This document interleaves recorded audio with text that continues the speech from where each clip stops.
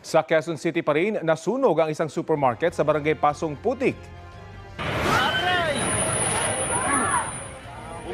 Kita ang paglamon ng apoy sa establishmento at ang malaking usok na idinulot nito. Dahil sa laki ng apoy, apektado ang biyahe ng ilang motorista. Napatigil kasi sila sa kalsada sa tapat ng nasusunog na gusali na nagdulot din ng pagsikip ng daloy ng traffic.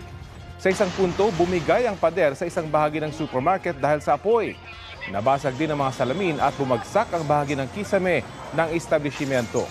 Ayon sa Bureau of Fire Protection, 4:40 AM nang magsimula ang sunog na umabot sa ikalimang alarma. Ibig sabihin, hindi bababa sa 20 fire truck ang kinailangang rumisponde. Nahirapan daw ang mga bumbero sa pagapula dahil kailangan pa ng breathing apparatus bago nila mapasok ang loob ng gusali dahil sa makapal na usok. Under control na ang sunog kaninang mag-alas 8 ng umaga.